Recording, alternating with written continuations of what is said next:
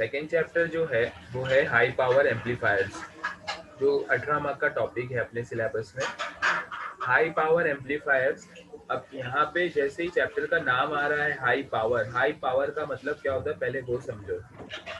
High power का मतलब होता है ऐसी सर्किट जिसमें आउटपुट जो करंट आएगा वो ज़्यादा होगा, करंट ज़्यादा होगा, सिंपल सी बात करें तो, राइट। एक एग्जांपल देता हूँ आपको, आपको समझ में आएगा। अपने पुराने वाले जो चार्जर होते थे मोबाइल फ़ोन के, पुराने वाले, आज से हम लोग बोल सकते हैं 5 साल 10 साल पहले जो चार्जर हुआ करते थे, वो चार्जर में और आज के जो चार्जर है उसमें क्या फ़र्क है? अफान, मेरी आवाज़ बराबर नहीं आ रही है?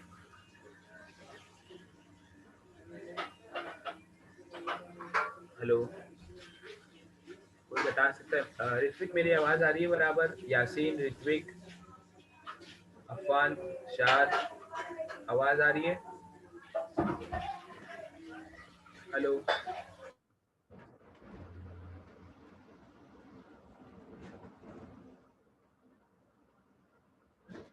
हेलो, आवाज़ आ रही है अफान?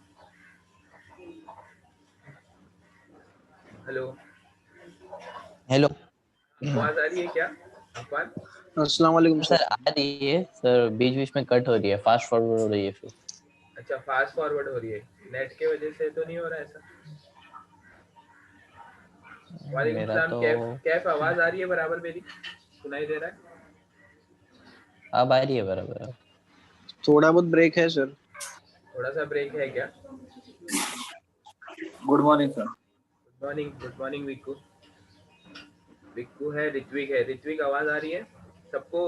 कुछ प्रॉब्लम हो रहा है किसी को, या अफान बता रहा है वैसा हो रहा है क्या फास्ट फॉरवर्ड वाला? हाँ यार, शिबान ज्वाइन हो चुका है लेकिन भी उसने माइक ऑन। विक्कू, वॉइस आ रहा है तुमको?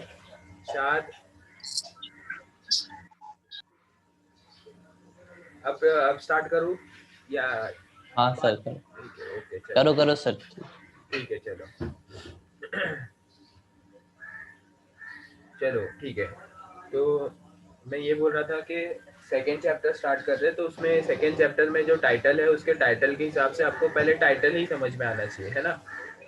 जब भी हम कोई बुक पढ़ते हैं या कोई चीज़ पढ़ते हैं तो उसका टाइटल सबसे इम्पोर्टेंट रहता है, क्योंकि उसके टाइटल ही सारी चीज़ें बताएगा कि आगे चैप्टर में है क्या। अब यहाँ पे दिया हुआ है title high power amplifiers. High power का मतलब क्या होता है पहले तो वो क्लियर अपने दिमाग में कर लो। हाई पावर का मतलब है वो सर्किट जिसमें करंट जो आएगा आउटपुट में वो ज्यादा आएगा, करंट ज्यादा रहेगा। ठीक है, तो अब करंट ज्यादा रहेगा तो इसका मतलब क्या हुआ, जैसे मैं बता सकता हूँ अपने पुराने चार्जर्स, जो पुराने चार्जर्स हुआ करते थे, पुराने चार्जर्स अपने पुराने चार्जर्स कौन से, जो हम लोग बोल सकते हैं आज से पहले के जो चार्जर्स थे, जैसे नोकिया के मोबाइल फोन जब हुआ करते थे बटन्स वाले, उनके अगर आप चार्जर्स देखेंगे, वहाँ के जो उस टाइम के चार्जर्स थे उसमें 5 वोल्ट तो रहता ही था। 5 वोल्ट तो कोई अलग बात नहीं, आज भी 5 वोल्ट है, तब भी 5 वोल्ट था। लेकिन वो चार्जर का जो रेटिंग हुआ करता था, मतलब करंट जो आता था वो आता था 0.3 एम्पियर, 0.3 एम्पियर, 0.5 एम्पियर, इतना ही रहता था। इससे ज्यादा ऊपर नहीं जाता था। 0.3 एम्पियर रहता था या 0.5 एम्पियर रहता था।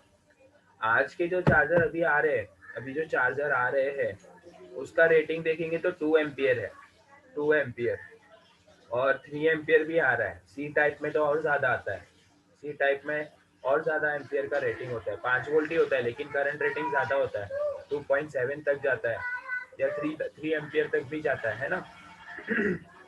मतलब क्या हुआ, अब वो चार्जर जो है वो धीरे धीरे हाई पावर बनते जा रहे हैं, हाई पावर डिवाइसेस बनते जा रहे हैं, मतलब 2 एम्पियर 3 एम्पियर तक हैंडल कर सकते हैं। ये इंपॉर्टेंट बात है। तो हाई पावर डिवाइसेस का मतलब होता है वो सर्किट जो ज़्यादा करंट को हैंडल करती है, हाई करंट को हैंडल करती है, क्योंकि करंट जब बढ़ेगा तभी पावर जो है वो बढ़ने वाला है, सिंपल सी बात है। और इलेक्ट्रॉनिक्स में एक लॉजिक है, जब भी करंट बढ़ेगा तो साइज ऑफ कंपोनेंट भी इंक्रीज होगा। ये एक सिंपल सी लॉजिक की बात है। जब भी करंट बढ़ेगा तब साइज ऑफ कंपोनेंट भी बढ़ेगा। तो मोबाइल फोन में एक लिमिटेशन है, एक लिमिटेशन है कि एक लिमिट के ऊपर फिर हम लोग नहीं जा पाएंगे। तो अभी लिमिट क्या हो रही है, सेचुरेट होती जा रही है। बैटरी कैपेसिटी जो होती है वो एक लिमिट तक पहुंच गई है कि अब इसके ऊपर जाना मुश्किल है। क्यों मुश्किल है? क्योंकि अगर इसके ऊपर जाएंगे तो क्या होगा, अभी की जो टेक्नोलॉजी है लिथियम आयन बैटरी जिसको बोलते हैं, आपको पता है लिथियम आयन बैटरी, ये लिथियम आयन बैटरी के और जो अंदर कंपोनेंट यूज हो रहे हैं उसका क्या इंपॉर्टेंट कैपेसिटी है कि कितना करंट वो हैंडल कर सकते हैं। तो एक लिमिट तक हम लोग पहुंच रहे, इलेक्ट्रॉनिक्स में एक लिमिट बोला जाएगा, ग्राफ है जो पीक पे पहुंच रहा है कि इसके ऊपर जो है जा पाना बहुत ज्यादा मुश्किल हो जाएगा। कब कब जाया जा सकता है कि जब साइज भी बढ़े। तो मोबाइल फोन में इंडस्ट्री में यही एक रेस्ट्रिक्शन होता है कि साइज जितना हो सके उतना पतला रखना पड़ता है, आपको मालूम है, थिन रखना पड़ता है। तो लिमिटेशन तक पहुंच रहे कि थिन भी रखना है, ज्यादा पावर भी देना है, तो दोनों चीजें बहुत ही ज्यादा बोल सकते हैं कि करीब करीब इम्पॉसिबल है, क्योंकि साइज एंड पावर ये दोनों भी इन्वर्सली प्रोपोर्शनल है। अगर किसी चीज की साइज साइज कम करनी है तो फिर पावर भी कम हो जाएगा, सिंपल कंपोनेंट का रूल है ये। तो ये चीज आपको याद रखना है, ठीक है। तो मैं क्या बता रहा था कि ये चैप्टर में है क्या, ये चैप्टर में एम्पलीफायर्स की सर्किट है जो ज्यादा करंट को हैंडल करती है, एकदम सिंपल। कोई भी आपको पूछेगा हाई पावर एम्पलीफायर होते क्या है, हाई पावर एम्पलीफायर एम्पलीफायर्स ही होते हैं जो वीक सिग्नल को स्ट्रॉन्ग करते हैं लेकिन ज्यादा करंट को हैंडल करते हैं। अब ज्यादा करंट को हैंडल करने से क्या होगा, तो जो इसके बाहर लोड लगेगा, जो भी चीज इससे चलने वाली है वो उसको करंट ज्यादा मिलेगा। ये सर्किट के बाद जो भी चीज लगाएंगे, मतलब स्पीकर लगाएंगे या कुछ और डिवाइस लगाएंगे, तो वो डिवाइस जो है वो सही से चलेगा, उसको इनफ करंट मिलेगा जितना रिक्वायरमेंट है। इसलिए इसको हाई पावर एम्पलीफायर्स बोलते கபடி हैं। மேல தட்டுலாம் இருக்குல்ல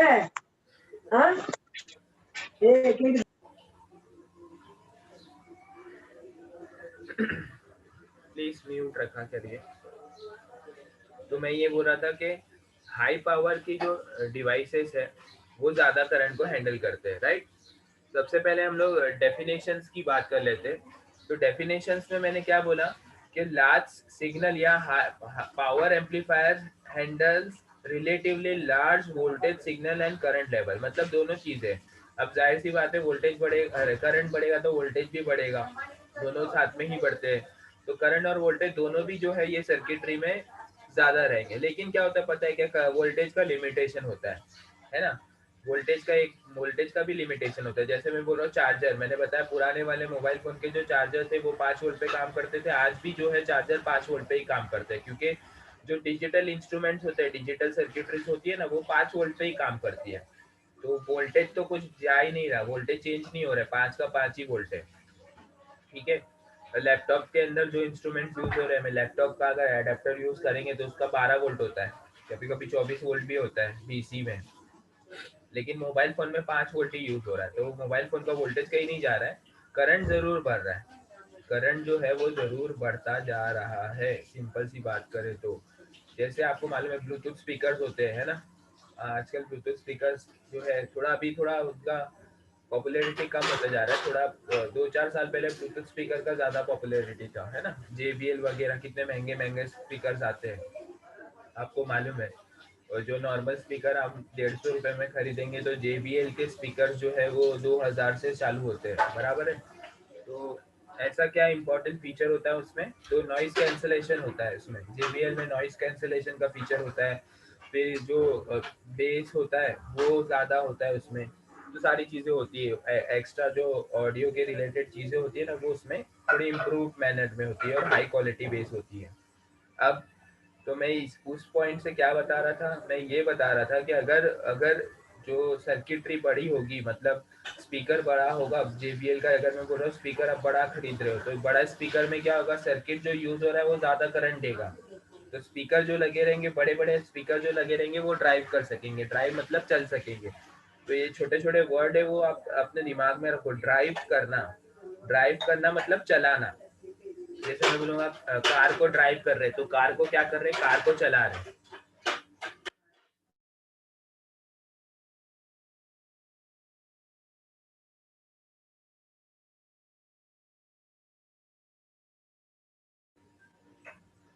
तो मैं ये बोल रहा था कि लार्ज करंट को हैंडल करने में क्या चीजें इंपॉर्टेंट होती है, एफिशिएंसी। अब यहाँ पे 3 वर्ड है, देखो ध्यान में रखो, एफिशिएंसी, मैक्सिमम पावर कैपेबिलिटी और इम्पीडेंस मैचिंग। मतलब ये सर्किट को 3 चीज के बारे में ध्यान में रखना पड़ता है, ये चीज समझो। लार्ज पावर डिवाइसेस को 3 चीज के बारे में ध्यान में रखना है, efficiency, maximum power capability, impedance matching. अब ये तीनों का मतलब क्या होता है वो देखो। तो अगर मैं बोल रहा हूँ पहला पहला बताता हूँ, लेट से एफिशिएंसी। एफिशिएंसी का मतलब क्या होता है? एफिशिएंसी का मतलब होता है, समझो मैंने यहाँ पे पावर दिया, ओके, यहाँ पे हम लोग पावर दे रहे हैं, पावर सप्लाई कर रहे हैं, ठीक है, पावर सप्लाई कर रहे हैं, और यहाँ से आउटपुट आ रहा है, यहाँ से आउटपुट आ रहा है, ओके, यहाँ से आउटपुट आ रहा है। तो अगर मैं बोल रहा हूँ यहाँ से जब हम लोग पावर दे रहे हैं सर्किट को, तो ये पावर जो दे रहे हैं वो 10 वॉट है। कितना वॉट है? 10 वॉट। और जो आउटपुट में से निकलेगा वो 8 वॉट निकलेगा, 10 वॉट को यूज करके 8 वॉट निकलेगा। अब क्या हो रहा है, सर्किट में जो पावर जा रहा है वो 10 वॉट का जा रहा है, और आउटपुट में जो आ रहा है वो 8 वॉट का आ रहा है, बराबर। तो 10 वॉट को यूज करके बाहर 8 वॉट आ रहा है। तो एफिशिएंसी कितनी हुई? 80% हुई। कितनी परसेंट? 80%। आप बोलेंगे सर कैसे 80% निकली? कितना आ रहा है? 8। कितना अंदर जा रहा है? 10 वॉट जा रहा है, इंटू 100। अगर इंटू 100 करेंगे तो इसका आंसर 80 आएगा, 80 आएगा। तो 80%। तो एफिशिएंसी का मतलब होता है output power upon input power, output power upon input power into 100। तो मतलब कितनी अच्छी तरीके से पावर सर्किट आगे पहुंचा पा रहा है, आगे कितनी अच्छी तरीके से पहुंचा पा रहा है, उसको बोलते हैं एफिशिएंसी। वेरी इंपॉर्टेंट टर्म, बहुत इंपॉर्टेंट टर्म है एफिशिएंसी के बारे में।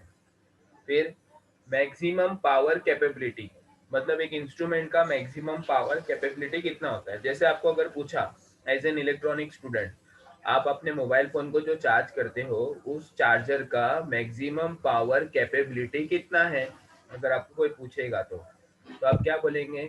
सर 5 वोल्ट डीसी है, ठीक है, और 2 एम्पियर का मैक्सिमम करंट आएगा।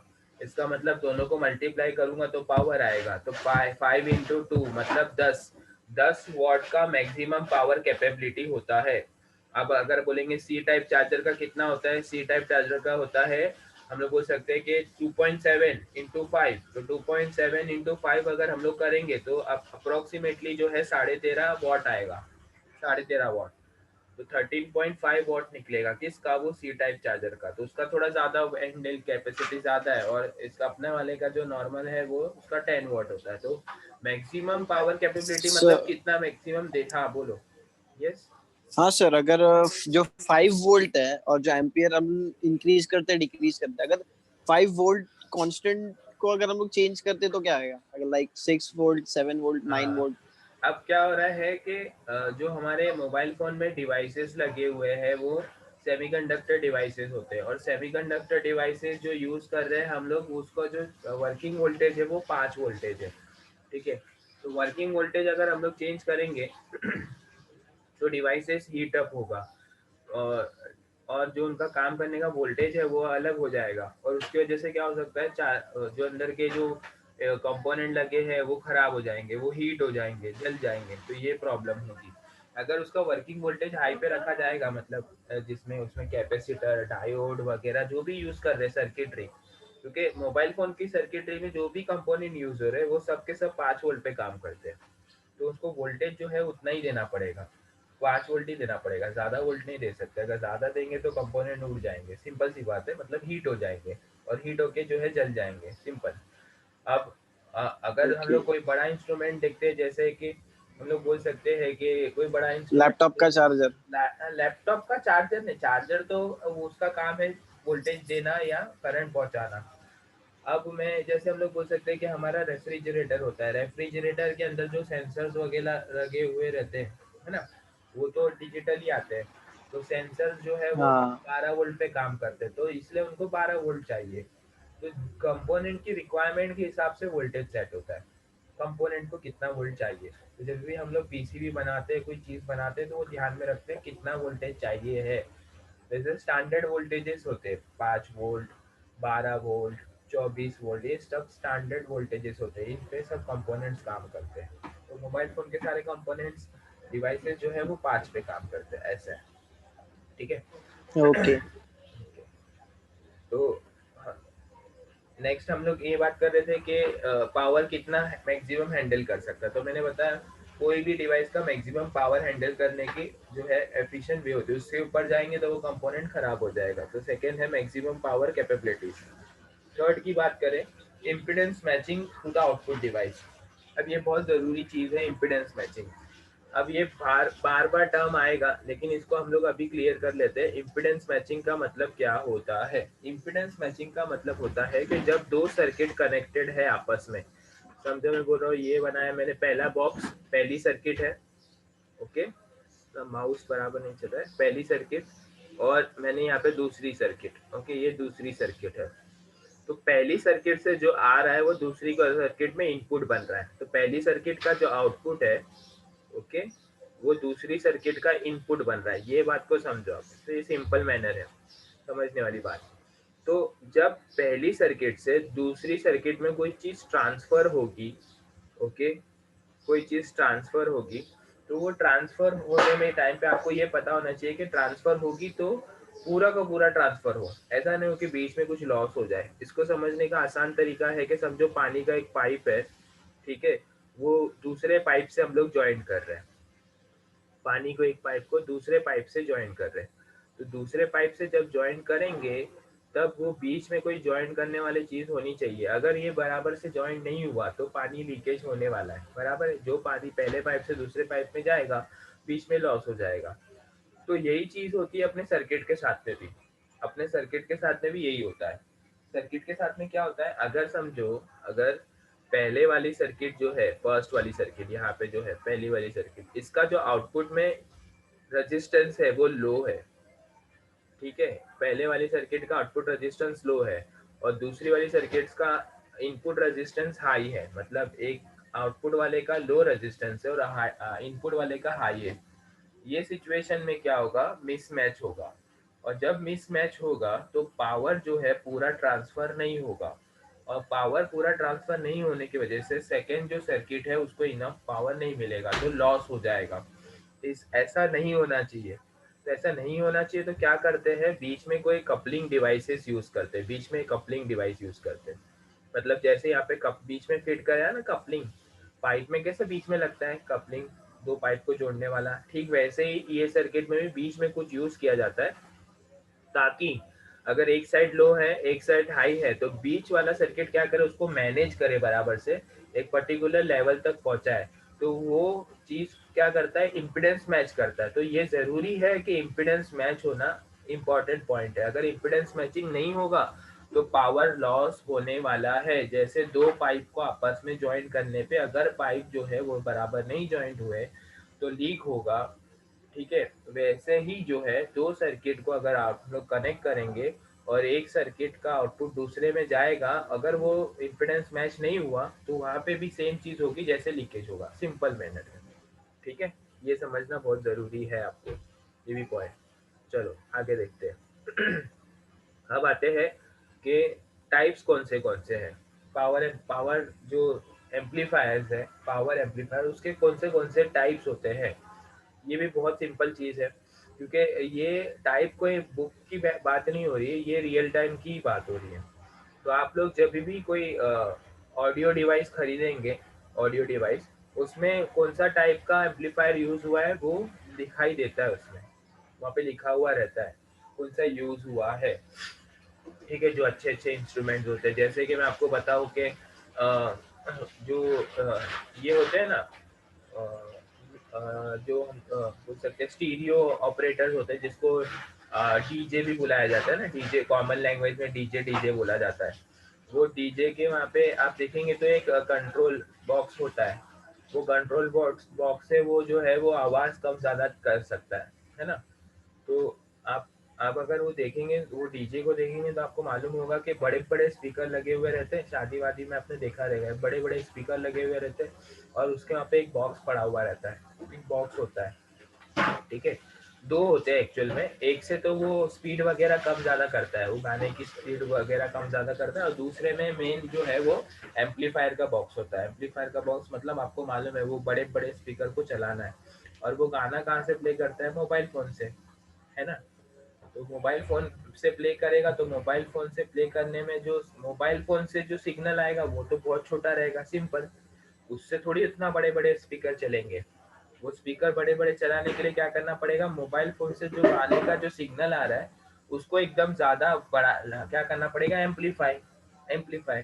और वही वहाँ पे बॉक्स, जो ब्लैक कलर का एक बॉक्स होता है एम्पलीफायर का, वो लगा हुआ रहता है। तो उसमें जो है एम्पलीफायर के जो सर्किट यूज होते हैं, इसमें से कोई एक टाइप का होता है, एक टाइप का।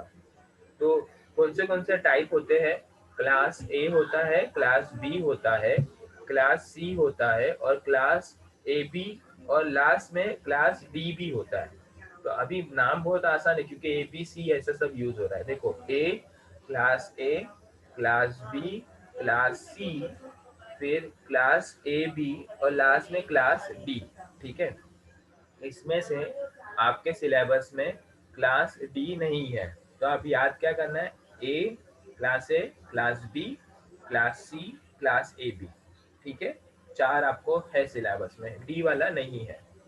तो चार चीज होती है, चार टाइप के जो है सर्किट्स होते हैं आपके सिलेबस में, और जनरली पांच होते हैं, class A, class B, class A C, और क्लास ए बी। याद रहेगा क्योंकि बहुत आसान है, कुछ हार्ड नहीं है इसमें, बहुत आसान पॉइंट है कौन से टाइप्स के होते हैं, ये आपको याद रखना है। और बोर्ड में जो एग्जाम होती है ना, उसमें एक कॉमन क्वेश्चन आता है।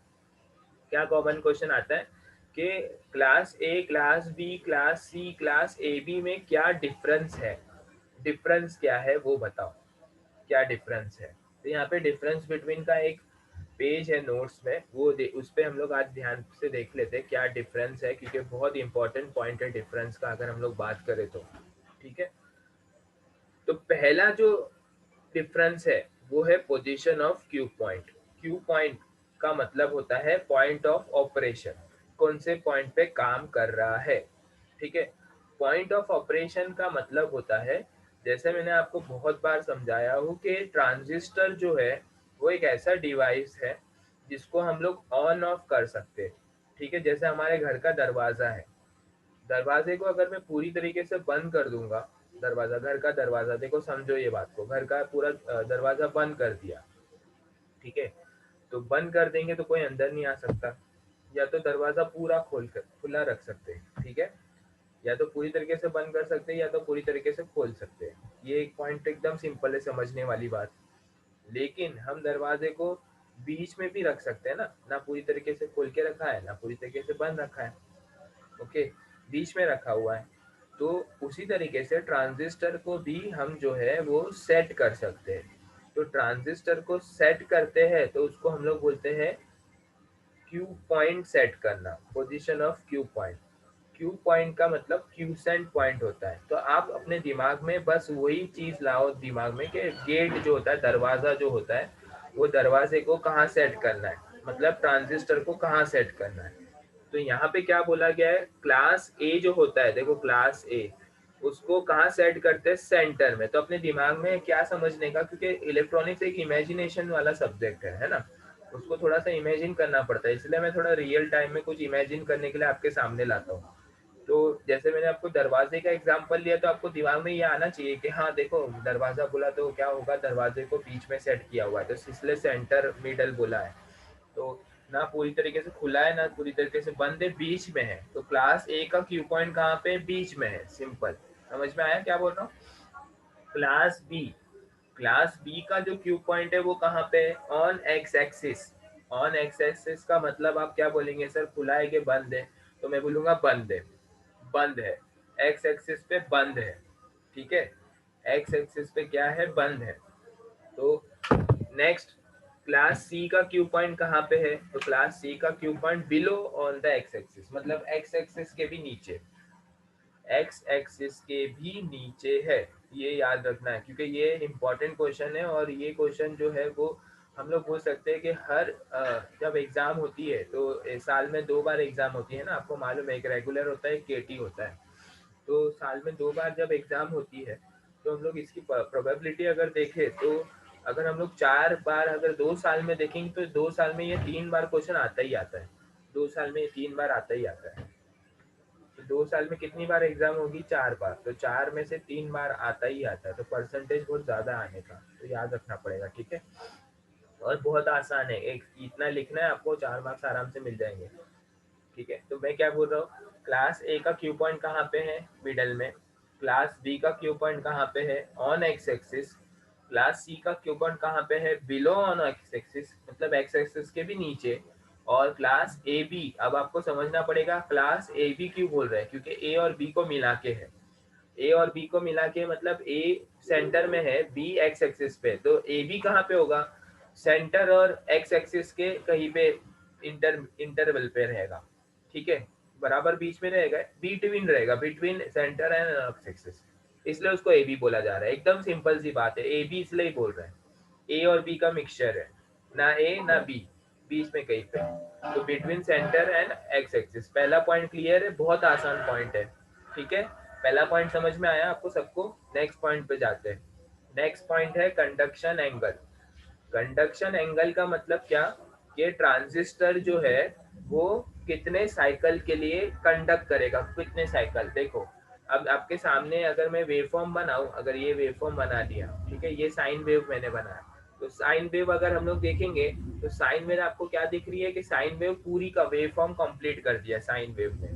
तो साइन वेव का जो कंडक्शन एंगल हुआ वो 360 डिग्री हुआ, मतलब घूम के वापस अपनी जगह पे आ गई साइन वेव, तो कंडक्शन एंगल 360 हो गया।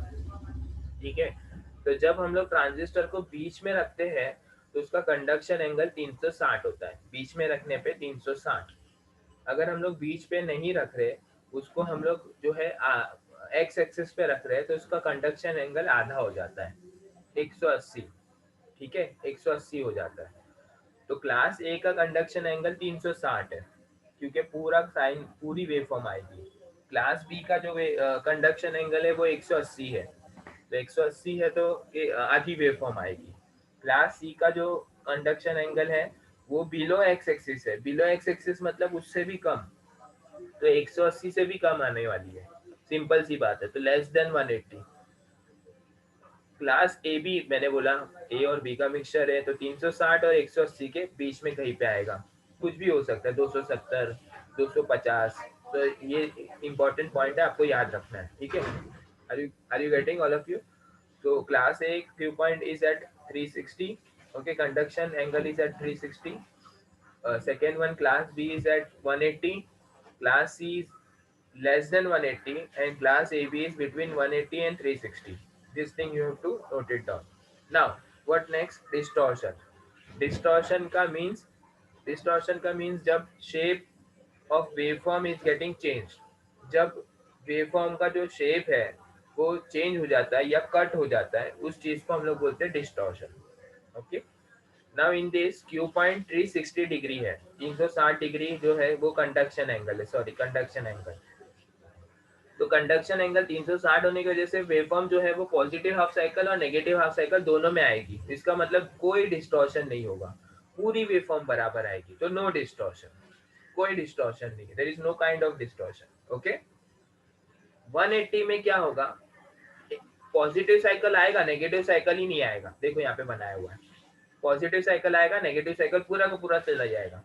तो जब पूरा का पूरा मतलब हम लोग बोल रहे हैं नेगेटिव साइकिल आ ही नहीं रहा, मतलब वेवफॉर्म आधी हो गई है, तो डिस्टॉर्शन बहुत ज्यादा है, हाई डिस्टॉर्शन, हाई डिस्टॉर्शन, ज्यादा डिस्टॉर्शन है, क्योंकि वेवफॉर्म आधी चली गई। क्लास सी में तो क्या हो रहा है, 180 से भी कम है, 180 से कम है मतलब पॉजिटिव साइकिल भी पूरा नहीं आ रहा है, तो उसमें तो बहुत ज्यादा डिस्टॉर्शन है। देखो बहुत ज्यादा, वेरी हाई, उससे भी ज्यादा, मतलब क्लास बी से भी ज्यादा डिस्टॉर्शन। और क्लास ए बी में क्या हो रहा है, वापस वही बात आ गई, ए और बी का मिक्सचर है। तो जब मैं बोल रहा हूँ ए और बी का मिक्सचर है, तो ए का पूरा साइकिल आ रहा था, बी का आधा आ रहा था, इसका मतलब ए बी में क्या होगा, एक तो पूरा आएगा, आधा साइकिल, आधा साइकिल तो आएगा, और दूसरा वाला साइकिल थोड़ा सा आएगा, इसका मतलब डिस्टॉर्शन है लेकिन कम डिस्टॉर्शन है, लेस है। समझ में आ रही बात? Are you getting student? आवाज वगैरह वॉइस क्वालिटी सब बराबर है? Okay, next efficiency. एफिशिएंसी का मतलब मैंने अभी थोड़ी देर पहले आपको बताया था. What do you mean by efficiency? Efficiency is nothing but how much output power is been getting transfer. मतलब क्या, कितना अच्छी तरीके से पावर जो है वो आगे आउटपुट में ट्रांसफर हो रहा है, बाहर कितनी अच्छी तरीके से आउटपुट आ रहा है, उसको बोलते हैं एफिशिएंसी, है ना. जैसे हम लोग बोल सकते हैं, देखो मैं आपको एफिशिएंसी का एग्जांपल भी देता हूँ. हाँ, एफिशिएंसी का एग्जांपल देता हूँ. जैसे रेफ्रिजरेटर, आपने रेफ्रिजरेटर पे वो स्टार मार्किंग देखा है? स्टार मार्किंग आता है रेफ्रिजरेटर पे और एसी पे, आपने देखा रहेगा स्टार आता है. तो कोई मुझे बताएगा 5 स्टार रहता है उसका मतलब क्या होता है, 1 स्टार रहता है उसका मतलब क्या होता है? कोई बताएगा 1 स्टार और 5 स्टार का मतलब क्या है? 1 स्टार एसी पे और 5 स्टार एसी पे या फ्रिज पे वो रहता है, उसका मतलब क्या है? कोई बता सकता है मुझे? Yes, anyone can tell me what do you mean by 5 star and 1 star on AC? Yes, कोई बताएगा? पावर सेविंग रहता है सर, हाँ, तो 5 स्टार में क्या होता है? ज्यादा पावर सेव होती है. अच्छा, और 1 स्टार में ज्यादा पावर सेव नहीं नहीं होती है. होती. देखो, पावर सेव करके रखना उसका मतलब होता है कितनी अच्छी तरीके से पावर को यूज करना, कितनी अच्छी तरीके से पावर को यूज करना. ठीक है. तो होता क्या है, एसी में और फ्रिज में जब हम लोग के घर में जो वोल्टेज आता है ना, घर से घर में जो वोल्टेज प्लग लगाते हैं, प्लीज कोई अटेंडेंस का स्क्रीनशॉट लेके ग्रुप में डाल दीजिए. तो मैं ये बोल रहा हूँ कि जब हम लोग भावेश क्या कर रहे हैं तो मैं ये बोल रहा हूँ कि घर में हमारे जो एसी को हम लोग सॉकेट में लगाते तो उसमें से जो वोल्टेज आएगा बराबर, वो एसी या फ्रिज में जब जाएगा, तो अगर वो पूरा वोल्टेज बराबर से यूज किया जाएगा, कोई वेस्टेज नहीं होगा, तो क्या होगा, वो हम लोग बोलेंगे बहुत अच्छी एफिशिएंसी पे काम कर रहा है, मतलब पावर वेस्ट नहीं हो रहा है. और पावर वेस्ट नहीं होगा तो हम लोग बोल सकते हैं कि वो इकोनॉमिकल रहेगा. इसका मतलब जो है 5 स्टार वाला जो एसी फ्रिज वाला है वो पावर वेस्टेज बहुत कम करता है, बहुत मिनिमम करता है. और जो 1 स्टार वाला है वो पावर वेस्टेज बहुत ज्यादा करता है. तो पावर जितना वेस्ट होगा उतना जो है एफिशिएंसी कम होगी और बिल अपना उतना ज्यादा आएगा. तो यहाँ पे भी वही बात है कि कितनी अच्छी तरीके से पावर को यूज किया जा रहा है. यहाँ पे हम लोग बोल सकते हैं कि एफिशिएंसी जो क्लास ए की है वो कितनी है, 25% से 50%. बहुत इंपॉर्टेंट पॉइंट है. 25% से 50% मतलब क्या? अगर मैं बोल रहा हूँ कि इनपुट में पावर 10 वॉट आ रहा है, 10 वॉट, 10 वॉट को हम लोग मान के चलते 10 वॉट आ रहा है सब सर्किट में, ठीक है. 10 वॉट मतलब सप्लाई है, सप्लाई 10 वॉट की है. तो अगर मैं बोलूंगा क्लास ए में क्या होगा मालूम है क्या? क्लास ए में बाहर कितना आएगा, 5 वॉट से ज्यादा नहीं आएगा. 5 वॉट मतलब 50% से कभी ज्यादा बाहर मिलेगा ही नहीं, मतलब 50% वेस्ट हो रहा है. एफिशिएंसी का दूसरा पॉइंट वेस्टेज होता है, मतलब अब यहाँ पे लिखा हुआ है 25 से 50% आएगा, मतलब 75 से 50% वेस्ट होगा. सिंपल सी बात. क्लास बी में कितना कितना एफिशिएंसी है, 78.5, मतलब इसमें 22.5% वेस्टेज है, मतलब कम वेस्टेज है एज कम्पेयर टू ए. तो एफिशिएंसी कितना है, 78.5. याद रखना क्लास बी की. क्लास सी की कितनी है, 90%, मतलब 90% वो पावर को यूज करता है. कितना वेस्टेज है, सिर्फ 10% का वेस्टेज है. मतलब अगर उसको सप्लाई में 10 वॉट का आएगा, वॉट 10 वॉट का आएगा पावर, तो बाहर वो 9 वॉट दे देगा. कितना वेस्ट होगा, 1 वॉट ही वेस्ट होगा. गेटिंग, समझ में आया? अब क्लास ए बी में कितना है, बीच में, तो मैंने जैसे बोला बीच में कितना होगा, 50% से 75%. तो इम्पोर्टेंट पॉइंट है. ये वेवफॉर्म देखो, लास्ट में वेवफॉर्म कैसी है देखो. क्लास ए में पूरी वेवफॉर्म आ रही है क्योंकि 360 डिग्री का कंडक्शन एंगल है. क्लास बी में आधी वेवफॉर्म आ रही है क्योंकि 180 डिग्री का कंडक्शन एंगल है. क्लास सी में आधी से भी आधी आ रही है क्योंकि 180 से भी कंडक्शन एंगल है. और क्लास ए बी में एक वेवफॉर्म पूरी आ रही है और दूसरी वेवफॉर्म आधी आ रही है या थोड़ी सी आ रही है, क्योंकि 360 और 180 के बीच में है. तो इस तरीके से हम लोग को पूरा डिफरेंस बिटवीन जो है वो टेबल को याद रखना है, क्योंकि डिफरेंस बिटवीन का टेबल एग्जाम में आता है. अब यहाँ पे लास्ट पॉइंट दिया हुआ है पावर डेसिपेशन. पावर डेसिपेशन का मतलब वेस्टेज पावर वेस्टेज. मतलब जब हम लोग बोलेंगे कि कोई डिवाइस हीट होता है ना, गर्म होता है, तो इसका मतलब पावर वेस्ट होता है उसमें. जितना ज्यादा वो हीट होगा उतना ज्यादा वेस्ट होगा, सिंपल सी बात है। तो यहाँ पे हम लोग बोल सकते हैं कि कितना है, 50% यूज होता है तो 50% वेस्ट होगा, तो बहुत ज्यादा वेस्टेज हो रहा है, वेरी हाई। इसमें 22% वेस्ट हो रहा है तो मॉडरेट है ये। इसमें बहुत 10% ही वेस्ट हो रहा है तो बहुत कम है। इसमें जो है 50 से 25% वेस्ट हो रहा है तो ज्यादा है। तो इस तरीके से याद रखना है। तो क्लास ए में बहुत ज्यादा वेस्टेज होता है, क्लास बी में मॉडरेट वेस्टेज होता है, क्लास सी में बहुत कम वेस्टेज होता है, और क्लास ए बी में इन बिटवीन हम लोग बोल सकते हैं कि ठीक ठाक वेस्टेज होता है, लेकिन होता है अच्छा खासा होता है। तो इस तरीके से डिफरेंस बिटवीन आपको याद रखना है। तो आज का जो लेक्चर अपना हुआ है वो डिफरेंस बिटवीन पे ज्यादा फोकस रहा है। तो आपको समझ में आया होगा कुछ चीजें, या नहीं